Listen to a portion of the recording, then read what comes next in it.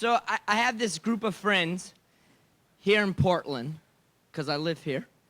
And we've been friends now for ranging from 15 to 20 years. And we all went to college together down in Savannah.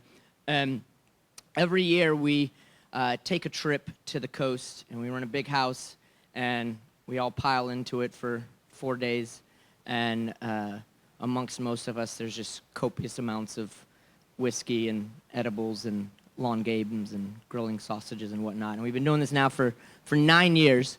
And the thing to know about me and my circle of friends is that there's always sort of kind of like strange, surreal things that pass between us. Like when we were in school together, we were in this theater troupe. Like we basically all met because we were all studying comic books and we did theater.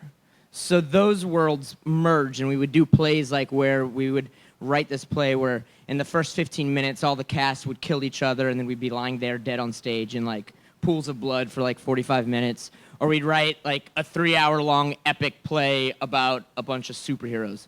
And so like over the years we'll do shit like every Halloween we dress up as a big group like McDonald characters or WWF wrestlers, Transformers, whatever it might be. And so this beachy trip, as we call it, 1 year about 4 years ago, I would say, we're all there, and there's probably about like 13, 14, 15 of us. And we're over in Lincoln City, and there's this one long living room, and we're all sort of hanging out in there, and there's pockets of conversations happening all over. And I'm sitting there reading, and I get up, and I go upstairs to get something out of my bag, and I come down a couple minutes later, and I come in, and sitting on the couch is my then fiancée, not yet ex-wife, and she's wearing, you know, I don't like to keep things unfactual in stories. And so she's been wearing this plaid shirt that I was wearing earlier. And so she's wearing it, and she's got glasses like me, and she's also wearing this red beanie that I have.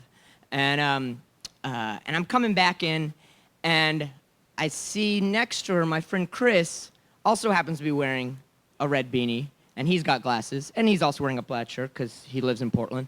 And I'm like, oh, that's funny. Chris and Alexis both look sort of like me.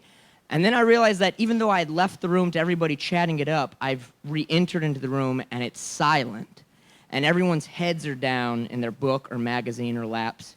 And I look around, and I see that Jeremy is wearing a red beanie and glasses and a plaid shirt. And Aaron is wearing red beanies and glasses and plaid shirt. And every single person in the room with their heads down is wearing a red beanie and glasses and a plaid shirt. Like, everybody in here looks like a weird white version of me. I'm just sort of standing there, not quite sure what I'm supposed to say. And then they all look up at me, and it's just quiet between all of us. And then my friend Rick, he yells out, "Benici!" And as I learned later, Benici is beachy mixed with anise, which was their code name for this plan, this project that they had hatched. And so Rick just yells out, "Benici!" And I'm like, what the fuck is Benici? And then around the room, people just start yelling, "Benici! Benici!"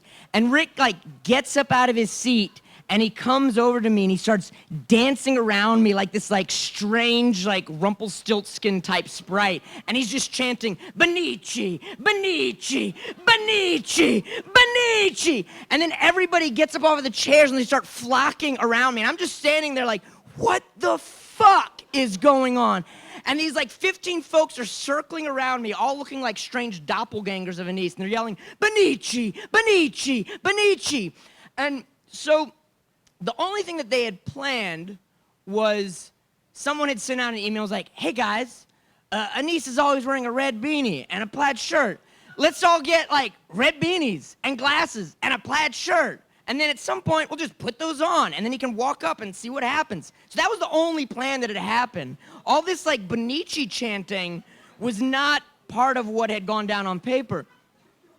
And so while they're circling around me, chanting this out over and over again, somebody takes off their beanie, I don't know who, and they put it on my head, and then another person takes off their beanie, and they put it on my head, and it just starts piling outwards until I have 15 beanies stacked, pulled, turbaned over my skull, like being sort of like an Anise to the 14th power or something.